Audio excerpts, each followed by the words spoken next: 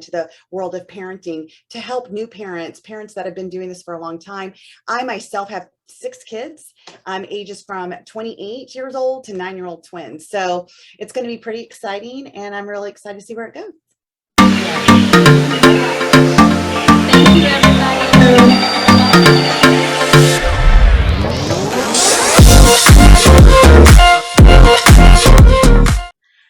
Hello, everybody. Today in the house, we have Veenu Keller. She is a best-selling author. She's a keynote speaker. She's a family coach, parenting and children coach, as well as women coach. She's one of my mentors, and I'm so very excited to have her in the house today. So thank you for being here, Veenu.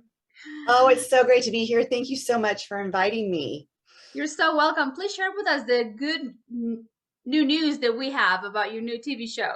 So yes, as of next Tuesdays at 2:30 live Eastern time, I will be presenting my new TV show called Redefine Parenting. It's going to be every Tuesday. There'll be a replay at 8:30 in the morning, and it's on Zingo TV, which is an app on Apple TV. It's going to be on Hulu, Fubo. It's on Roku, Fire TV Stick. And it's really going to be about incorporating what does it mean to redefine parenting. And I'm sure that we're going to like touch on some of those tips today. And, but I'm going to be having guests, as parents, like what are some of the challenges so people can really see the coaching, right? It's like when we're talking to parents and we're helping them solve the problem, what I have noticed is that when I'm hearing somebody do some type of intervention or coaching, I'm like, wow, I can relate to that. And I'm like getting tips from it that I can actually incorporate in my own life. So that's one of my goals. The other goal is to have other parent experts on there, because I don't claim to know it all. I know what I know. And I want to bring as much knowledge as I can to the world of parenting to help new parents, parents that have been doing this for a long time.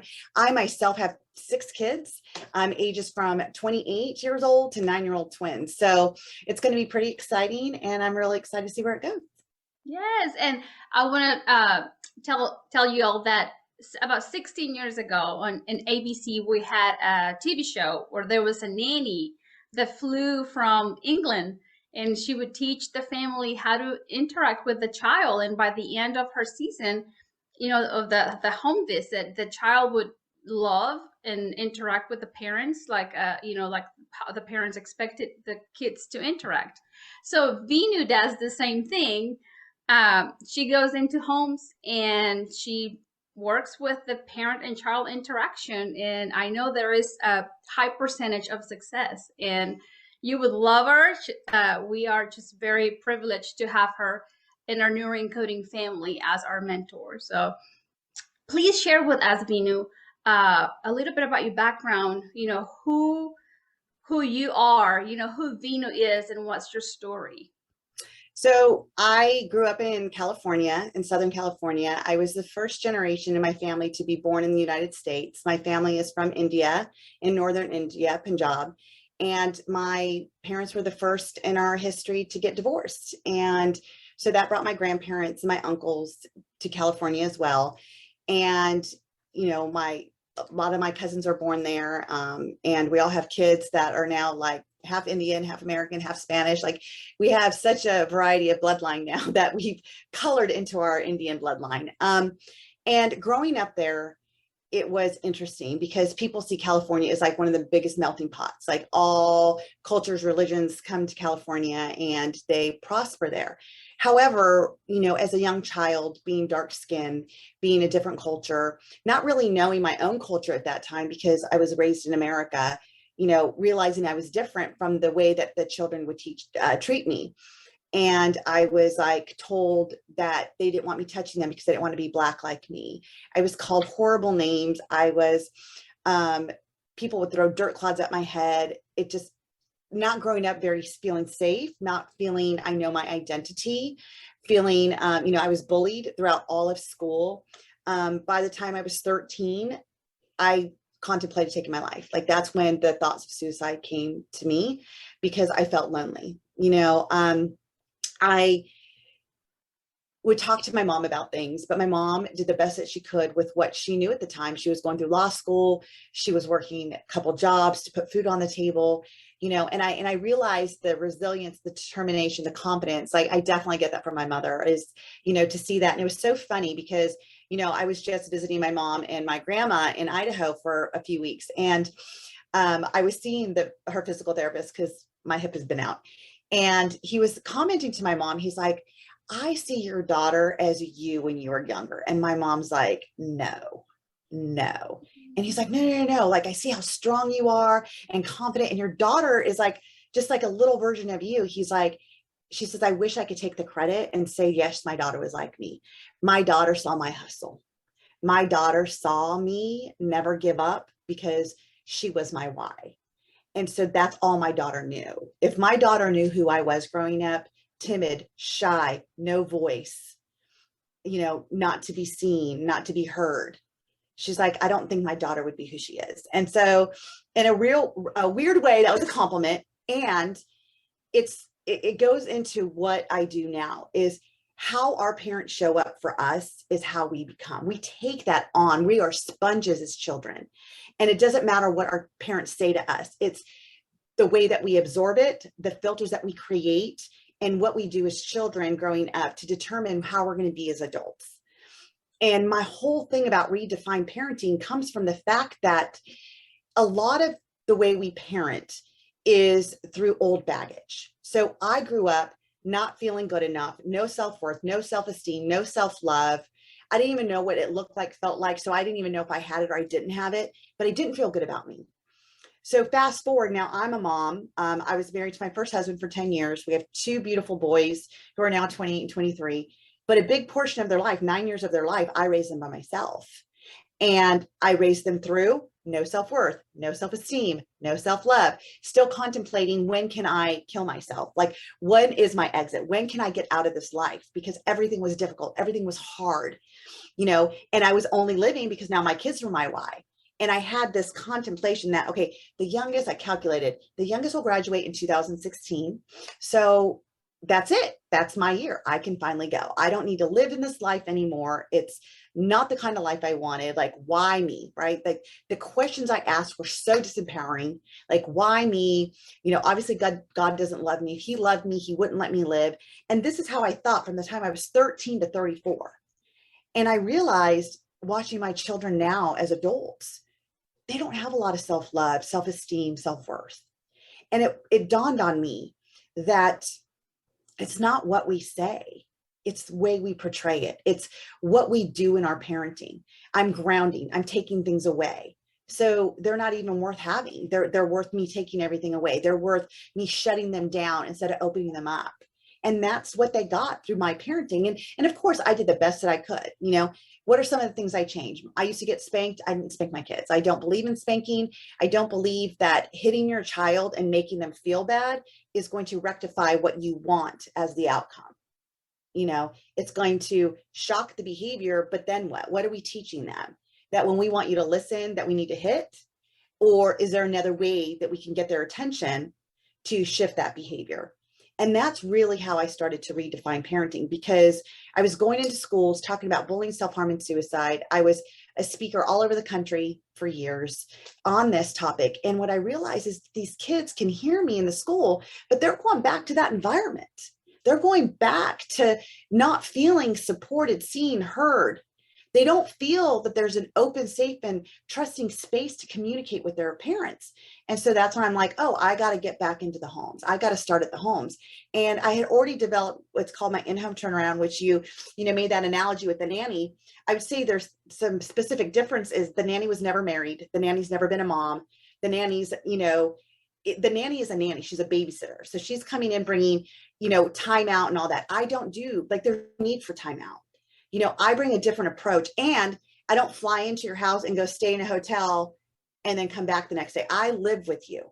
I live in your house for 4 days, so I can see all the blind spots. What happens when the lights go down? Are the parents fighting and the kids are still hearing this? Do the kids feel safe? Like, what's really happening when they think no one's watching, And so I created this program, and thus far I've had all success in it, because who the families are in the beginning when I get there are not who they are when I leave.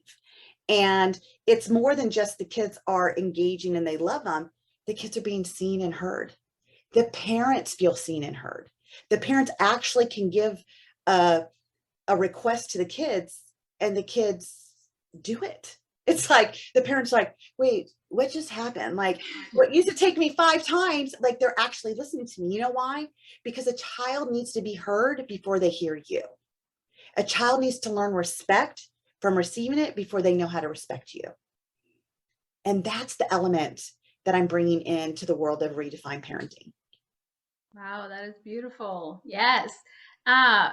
So what, I mean, you just dump a lot of beautiful information. So I was like, hang on, hang on. So what are the foundation do you think we as parents need to establish, on our relationship with our children? You mentioned self-worth. You mentioned self-esteem. You mentioned, they need to be seen, they need to be heard, they need to be understood. So please guide us on how to, develop that foundation. That's a great question. And it's easy to talk about it, right? Like we always hear, oh, you just got to love yourself. They just need some self-worth. And that's all great. But again, like you're saying, how do they get that? Like, what do we do as parents to give that? And the first thing I will say is my favorite statement. And I know you've been in some of my my classes, so you hear this a lot. Be curious, not critical. Be curious, not critical. Ask questions. Don't assume. And I'll give you an example of that. So I have clients that are 9-year-old twins, and they're girls. And one of the twins is definitely more aggressive towards the other twin, and so I'm going to call it twin A and twin B. So twin A is probably the alpha. Like she is the one who's going to hit, kick, scream, bite, whatever she can to, as the parents thought, get her way. And so when I got the call and I started working with this family, and I get a text going, oh, twin A did this again. And I said, okay, let me get on a call. And I said, but before I do, tell me what your, assumption is about this. And she says, oh, I was told that, twin B was telling her that she cheated on a game, and twin A did not like that. So she just got up and hit her, took her balloon and popped her balloon. I said, okay. And did you ask me questions? She goes, no, I didn't need to, because the nanny told me everything. Okay, great. So I get on the call and I said to twin A, and I said, so it looks like you had a little rough day the other day. And she's like, yes. And I said, I said, and I know that you love your sister. So what happened? What happened to make you feel so mad you had to pop her balloon? So right now I'm already taking off the blame, like you did it. It's what made you do it, right? So she's like, oh gosh, all of a sudden what? I'm being curious by asking a question. And number 2, she feels, wow, somebody wants to hear me. Like somebody's asking me what happened. And she said, so I was sitting here and I was playing a game with the nanny, and my sister wasn't even playing it. Like she was doing something totally different. And all of a sudden she comes in and tells me I'm cheating. And I'm like, no, I'm not. And then the nanny was like, well, cheaters don't win anyway. And so now I'm really mad because I'm not cheating. And the nanny's saying cheaters don't win. And so she's saying I'm cheating and I'm not. And my sister just kept sitting there going, cheater, cheater, cheater. So I told her to leave me alone and she didn't. So I stood up, chased her, and she was running away from me and her balloon got caught. So I'm like, well, she made me mad. I'm going to make her mad and I'm going to pop her balloon. So instead of saying, oh, you popped her balloon, you're being punished, let's get curious. And I said, you know what? That would make me mad too, because all of a sudden I put myself in a 9-year-old position. What would I do as a 9-year-old if my siblings like cheater, cheater, cheater, and they're not even playing the game? And there's an adult that's not necessarily calling me a cheater at the time, but like saying, yeah, cheaters don't win. So it's adding fuel to that fire. What am I going to do? Because now I don't feel protected by the adult. My sister's not stopping. I've yelled at her to go away. She's not. So the only formula I have that has worked in the past is to go after her so she leaves me alone. And she gets the result. Why? Because as soon as the balloon got popped, twin B left her alone. So we can't make that assumption that she was mean and she popped the balloon. We have to get curious. Unless your child has the intent, I want to hurt you, which she didn't want to hurt her. She wanted her to feel what she was feeling. And of course, as adults, we know hurt people, and we know she's hurt. But a 9-year-old, she doesn't see it that way. In her 9-year-old brain, she wanted her to stop. And I know that you and I both done a lot of brain study. And so we know that the brain is totally not even developed then. So as adults, as parents, we make this assumption they should know better because they know right from wrong. But their frontal lobe's not developed to understand the long-term effect of right and wrong. So they don't know what we know. We have to be their frontal lobe. We have to give them that teaching. And how do we do it? By asking questions, getting curious. I always tell parents, I'm like, it's the Inspector Gadget. And, for those of you, I'm dating myself. I grew up in the 80s, and there was that cartoon, it was Inspector Gadget, and right? And he was always looking for clues. And that's what we need to do as parents. We need to look for clues instead of insinuate that this child's bad, this child's overpowering, this child's always mean. What if she's really always feeling like she has to defend because there's nobody else out there to defend her? So that's my first. And then the second thing that I would say to help kids feel their worth, to feel seen and heard, is don't have judgment. Don't have judgment. How do we create that open and safe and trusting space is to get rid of judgment. So your child comes home and says, here's another story, is that I have a client who is 12 years old, and she came out to me that she's bisexual, and she had not told her family. And when I asked her what is stopping her from having that conversation, she said, I don't want to disappoint my family. I don't want my parents to think I'm weird. That's all judgment. So these kids just go through and they create this story in their head, and it's all based by judgment. I don't want them not to love me. I don't want this. I don't want that. And so why do they tell me as their coach? Because I have no judgment. I ask questions. I get curious. What does that mean to be bisexual to you?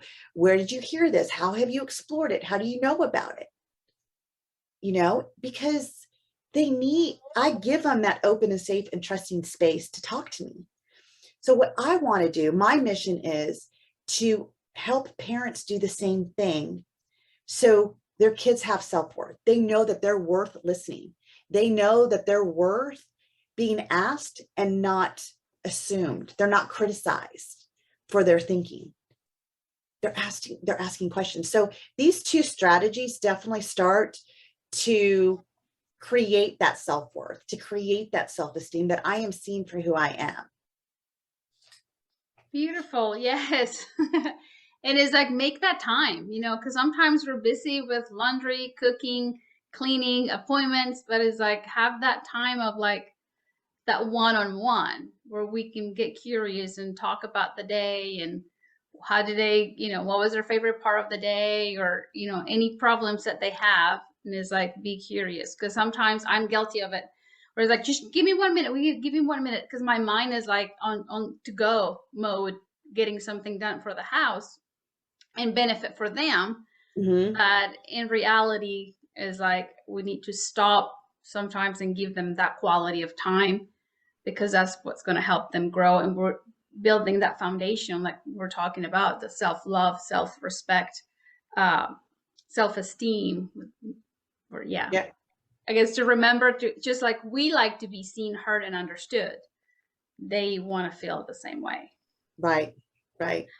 Now, how do we nurture our children and our teenagers in a way that we are nurturing them, but then at the same time, we're like guiding them through their independence? Like they, even when they're 2 years old, they develop to say no, no, no, no. But as they grow, older, it gets a little bit more challenging as parents dealing with that independence with as a family standards. It could be like they want long hair or blue hair, or they may want to wear all black, or they go through different stages. So how would you advise us as parents to deal with that stage in their life? Yeah, I call that like, how do we guide and nurture their self-identity, right? It's like, so my daughter wanted green hair, and so I said, well, we'll compromise. I'll let you do the underneath. So I'm like, what's great about, and I make it like, great. What's great about it is when you do ponytails and stuff, we'll see it, it'll pop. And she's like, oh, I like teal. I'm like, great, let's do the teal. And there was a part of me is like, oh gosh, if my mom sees this, my mom's gonna be like, what kind of parent are you to allow this? You know, my twin, or she has a twin brother, and he's going through his phase of long hair. He wants long hair. And, you know, I'm all about, what does it mean to them? What is it about wanting green hair or long hair? What is it that makes you feel that you want it? What does that mean to you? Does it make you feel pretty? Does it make you feel different inside where, you know, you kind of stand out in the crowd? Like, what specifically is it? Does it give you the significance, the attention, like, oh my God, I love your hair, and that feels good? And so before I start to judge, I get curious again and I ask those questions. And that's, I mean, the curious, not critical really is probably the number one tip that can suffice for all of this. But, you know, it's interesting because, you know, just being fully transparent, there's times like my daughter has a sensory thing, like she wears her socks inside out because she hates that seam. She doesn't like anything tight around her waist. Her waist is below her belly button, not at her waistline. She doesn't like anything tight. So winter is hard for us because she doesn't like to wear jeans. She doesn't like to wear leggings. It's like, oh gosh, she likes to wear sweatpants.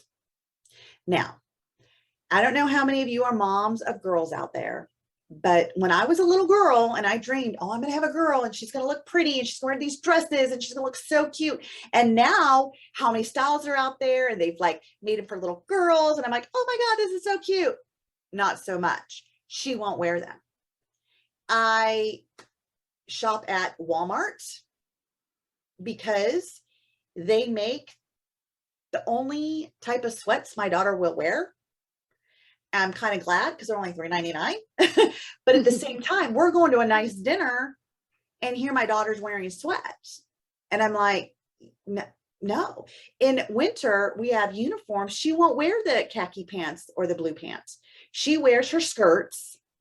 And I have gotten her to wear knee highs. At least her legs can be covered, and boots. Because, and I was like, you know, this isn't great. Like, you know, beauty hurts. Like I'm doing all this. And my husband pulled me aside and he's like, so what would you tell your parents that you coach? And it's like, oh, thanks, honey. Thanks. And I said, I would tell them, you know, if she likes it, why are we stopping it? Why are we making what she likes wrong? He's like, great. So why are you making it wrong? So my daughter's wardrobe is the $3.99 sweatpants at Walmart. She wears them everywhere. You know, there are times that we will all dress up and now she'll say, I think I want to wear that pretty outfit. And I'm like, are you sure? Because we have 2 hours here. You don't like the waistband. Like, I want to be honest with her. And she's like, you know, beauty hurts, Mom. Beauty hurts sometimes. I'm like, yes, it does. And she's like, I think it'll be okay. So by allowing that space, and by the way, this was like 2 years ago when we had this conversation about sweatpants, but now look, 2 years later, she is now developing her own. Like, I think I want to wear that just because we've let it alone. You want to wear sweatpants, you wear sweatpants, you rock them, you know, you beautify them any way you want to, girl. And it's funny because even though I coach this, sometimes it's hard to, you know, go back into doing what I do. And that's why I'm so happy that my husband does check me on it, right? He's like, you know, you're having this fight with her. He's like, but what would you tell your clients? Like, oh God, you know, I would say, you know, find out what it means to her and why are we wronging it? Because if we're going to wrong this, now all of a sudden I've closed my daughter up. I've not created that open and safe and trusting space because now she's judged. She doesn't feel safe to tell me because I'm just going to judge her and be upset with her. So instead of opening it, I've closed it. And so what do? We don't sit there and browbeat ourselves. We don't beat ourselves up for it. We correct it. We make it better. And that's what I do. And that's the other thing that we really probably need to ask ourselves is, why does the parent guilt show up so much in our lives? Because we discipline them. We feel guilty that they're sad, or we feel guilty they're not on their tablet right now because they didn't earn it or whatever. And that parent guilt, or, we feel bad because now she's pouting, but she looks pretty, but she's pouting. And it's just all this parent guilt that we have to stop beating ourselves up over. Tomorrow's a new day. You can't go back and change what you just did, but you can change your future. And if it didn't feel good to you, find a different way to do it so it does feel good. Beautiful. No judging, and being curious. Because I relate with you whenever you share stories about your daughter, because I have two older boys, and my boys were very mellow. You say you wear this and they would wear, whatever I would tell them to, and very proper. And then boom, life threw me a curve, which I love it. But it's beginning that stage where she's being independent, and sometimes she wants to wear things that don't go with the occasion, Right. like you were saying.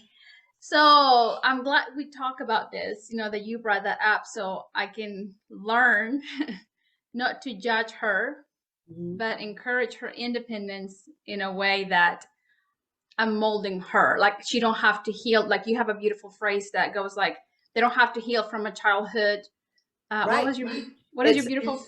Give your children a childhood they won't have to heal from. Yes. So it takes a lot of like being clever and stop our patterns. Like, nope, don't do that. That's not nice. And think about it. Like, if you're shopping and you see a kid that's wearing bright blue polka dots and, green and yellow striped pants, in my mind, I don't think like, oh gosh, how is that parent raising that child? You know what I think? I'm like, what a great parent. They allowed them to dress themselves today. And our judgment honestly comes from us judging. Because if we're judging somebody else going, really, that's what their parent, they let their kid out in public looking like that. We think the same thing if we let our kids out. It's like, oh gosh, I don't want to be a hypocrite. So I don't want parents to think like, oh, she let her child out. Like, one of my clients, she was saying to me one time, she goes, your kids are not your walking, talking business card. And I'm like, thank God. I don't want my kids to be my business card. My kids are not my coaching client. My kids are my kids. And I'm allowing to experience motherhood, and I'm allowing them to experience their childhood. And there's times I'm not going to do the right thing.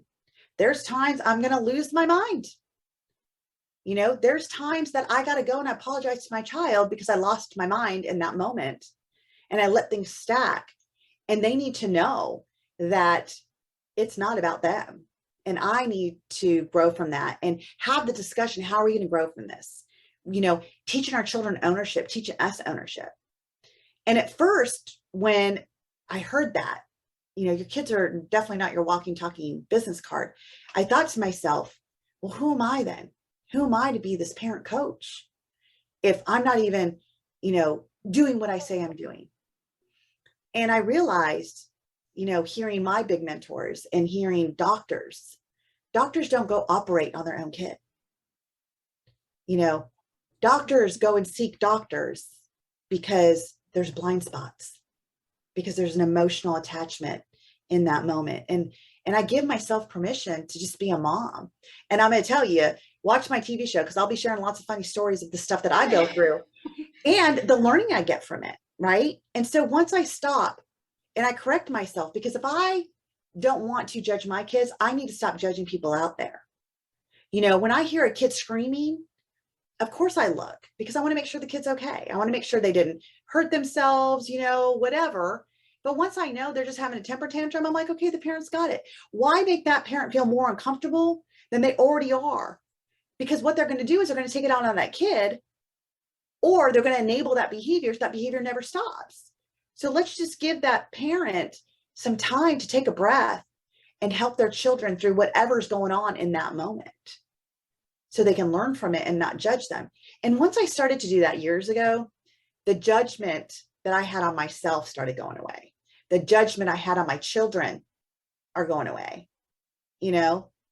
and I now correct people. Like, I will correct it. Like, when my son came home and saying, oh, the teacher said, Sam, isn't it time for a haircut? I emailed the teacher and I'm like, do you have a concern with my child's hairstyle? Because if you do, I would love to have that discussion with you, not wronging her. I just want to get curious.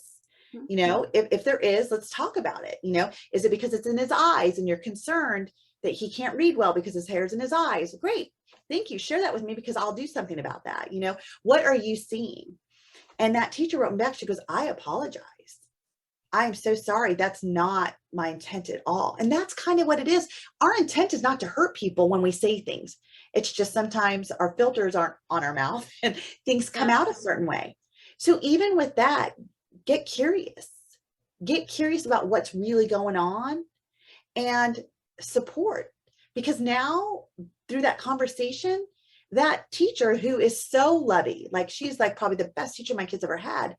And I know that she would never hurt anybody intentionally, that she didn't realize how my son took that. Because he's like, I guess I got to go chop my hair off. I'm like, no, you don't. He's like, yeah, I do. You know, my teacher said it's time to get a haircut. I said, well, let me just see what's going on. Let me see what the reason is, you know? So there's so many opportunities that we get to be curious, to nurture our kids' independence and love them through it, you know? And you're right. At 2 years, it seems like from 2 to 4 and then 12 to 18, we go through these phases of, you can't tell me what to do. Oh, I know. Yes. And you only know so much. Yes, that's yeah. And they're teaching us, you know, each day they're teaching us something new, how to parent. And oh, I thought it was this way, but it's not. uh, Now we are in 2022, where is technology, and there is way more than I think we had when we were growing up. So one of my worries as a mom is like, man, how can I instill that hunger? How can I teach them, you know, to be more, to want more, to just want to evolve, to become, you know, more than what they are right now? Just because my parents, you know, and your mom, like you said, she went to law school, so you saw her struggle, you saw her going after. Uh, and I wonder, you know, it's like, how can we inspire them, you know, to have that hunger, to want more, to want to serve, to better the world. Yeah. Yeah. Great question. You know, it was interesting when we were growing up. I'm going to assume you too. We didn't have computers. You know, I remember going to the computer lab at 5th grade. And there was these big boxes and we had to like wait for it to, you know, boot up and whatever, right? It was crazy. Yes. And so like when we had to do book reports and stuff, like we had to go to the library, we needed to know what the Dewey Decimal System was. So we saw how books were categorized and we had to learn, like you could look at the encyclopedia, but you couldn't check it out. And so you had to get your information. So we had to learn how to write notes. We had to learn what was a fact and what was fiction. We had to see the difference. And I feel like we had a better grasp of understanding that because now everything is on the World Wide Web. Everything is on TV. There's like no boundaries of what's being taught now on TV. And our kids can't decipher between what is fiction and what's not, like what's real, what's not, what's make believe, what, you know, and so we have to put boundaries. And it's interesting. There was a TV program that's on Amazon Prime TV, and it's also on YouTube called Childhood 2.0. And our school had stated, like, you guys need to watch this. And I watched it. And I'm going to tell you, I was like, wow, it educated me. So I'm telling y'all, if it's educating me, it's going to educate you too as well. And what I realized is what was happening is my kids were addicted to the screen and I didn't even realize it. Like it was happening underneath my own eyes and nose. And how do I know that? Because as soon as I said, hey, your reading's not done yet. Like your tablet is your reward. So you didn't get the reward yet. You can't get the reward before you do the job. And that's what I'm teaching my kids, right? Like everything is rewarded versus everything's taken away. I'd rather give than make them take out, right? And so I said, so what do you need to do? He's like, I need to read first. And he had a little meltdown. And I was like, wow, that is the sign of the addiction.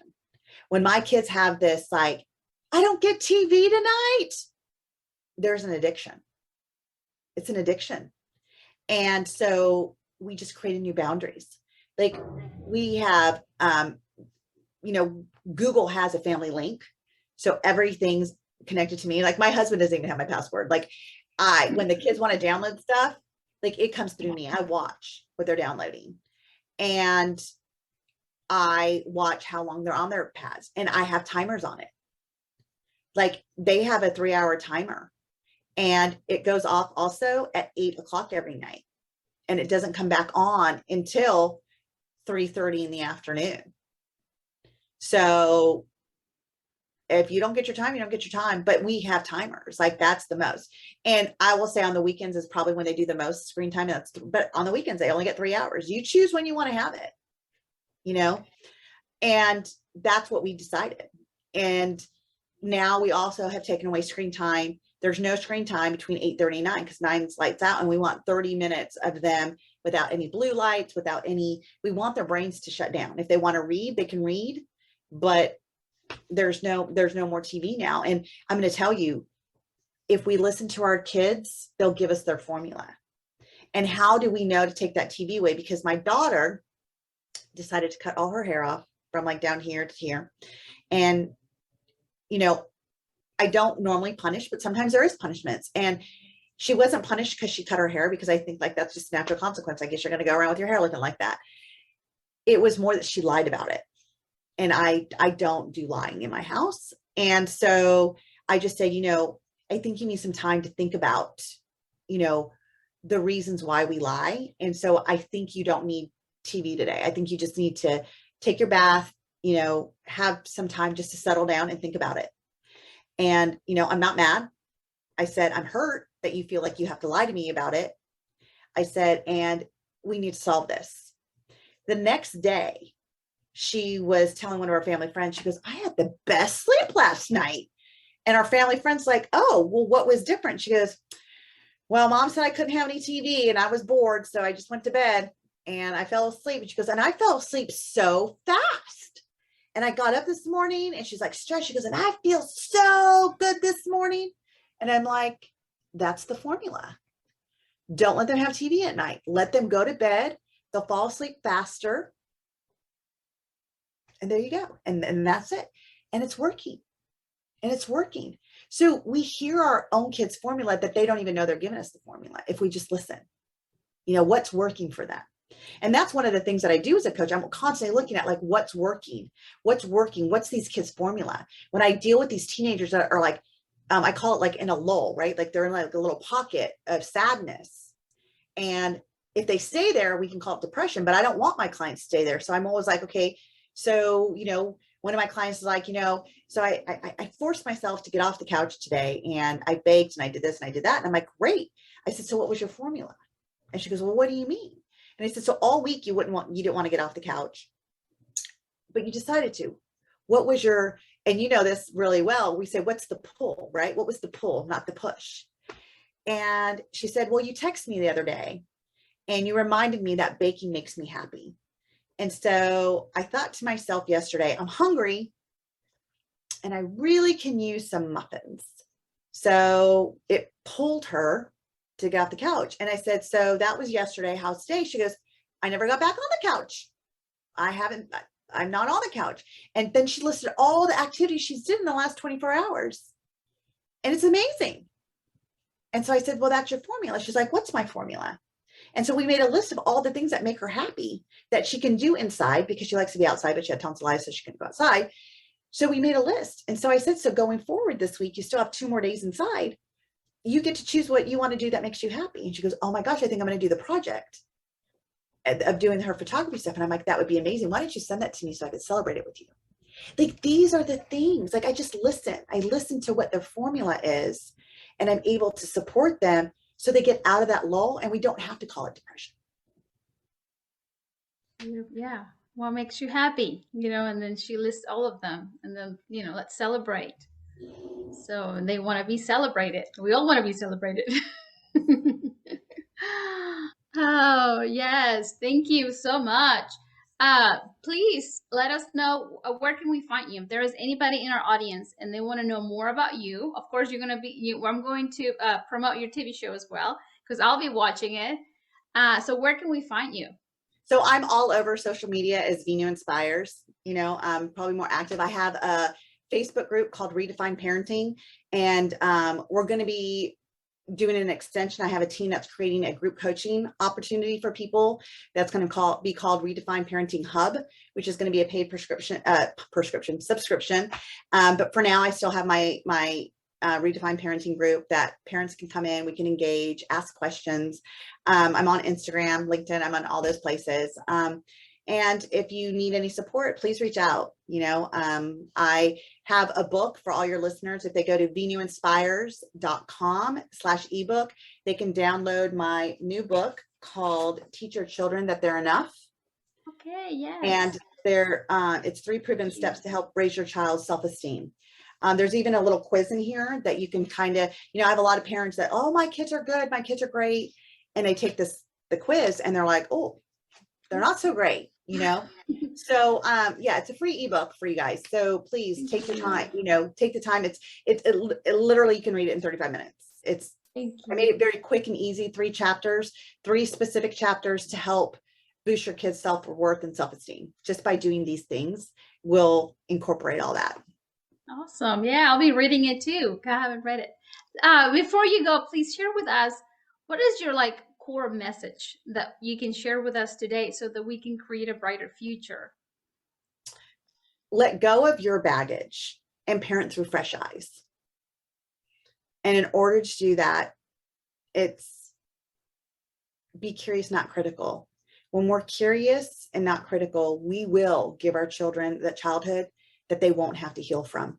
There'll be no wounds from their childhood. And they'll always feel safe with you to come to you as their guide. So be the guide, make your kid the hero. Thank you. I hope you guys found a word, a phrase, an inspiration for you to improve your parenting skills. I know I did. I have so much to improve, and we all do.